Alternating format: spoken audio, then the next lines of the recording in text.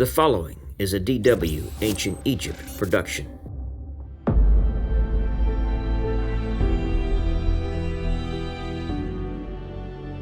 The first 8 years of Nectanebo II's reign were protected from Persian aggression by that country's own dynastic problems.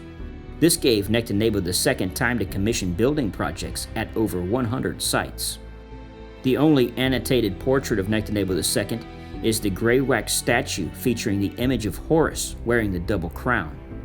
The king wears a nymph's headdress while carrying a harpesh in a small shrine. Not only is it a striking statue, it is also an icon reflecting the age-old clash between Horus and Seth, a last testament of the ancient Egyptians and their plight against the Persian Empire. By 350 BC, the new Persian ruler Artaxerxes III had sufficiently regained power and made an unsuccessful attempt to regain Egypt. Their return 7 years later would be completely devastating. Greek mercenaries fought for both Egypt and Persia, and it was with some 20,000 Greeks forming about 1/5 of his army that Nectanebo II stood at Pelusium against this latest Persian advance. The details of this battle are not specified, but what is known is that the Greek generals on the Persian side outflanked the Greeks and ended their chance of ever ruling Egypt again. This eastern delta fortress became a part of the Persian Empire, and soon Memphis would fall, along with other delta strongpoints. Nectanebo II would flee to Nubia, and Persian rule would be reestablished once more. Nectanebo II would be the last native Egyptian pharaoh. He would also be the last Egyptian to rule Egypt for 2,300 years, until General Negeb in the 1952 revolution. What became of Nectanebo II is unknown. His black granite sarcophagus was discovered in Alexandria, where it had been used as a bathtub during Ptolemaic times. It was inscribed for Nectanebo II and had images and writing from the book of What is in the Underworld.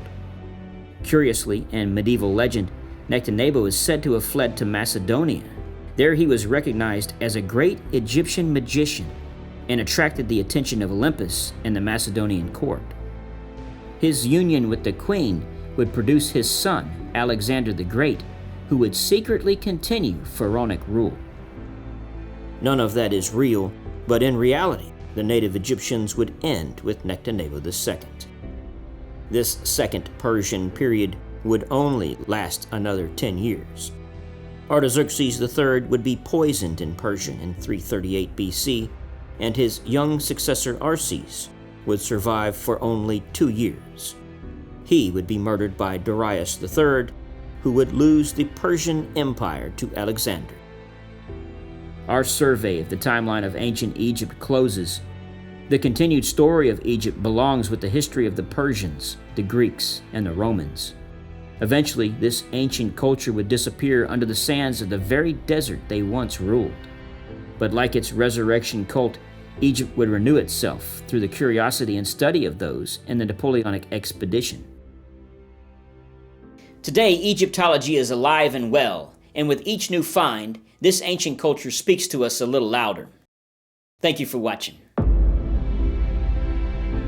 If you enjoyed our 27-episode journey through the ancient Egyptian timeline, join us on Patreon, where you'll gain access to the episode guides, podcast outlines, maps, charts, diagrams, and more, all available for download as a nice addition to your online library.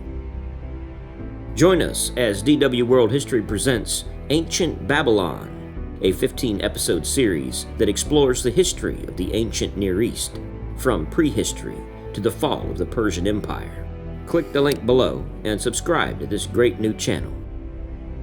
Our adventure with ancient Egypt continues in the next episode on the history of the Karnak Temple, followed by one of the greatest episodes you will ever see on the gods and goddesses of the Egyptian pantheon. As always, thank you for joining us.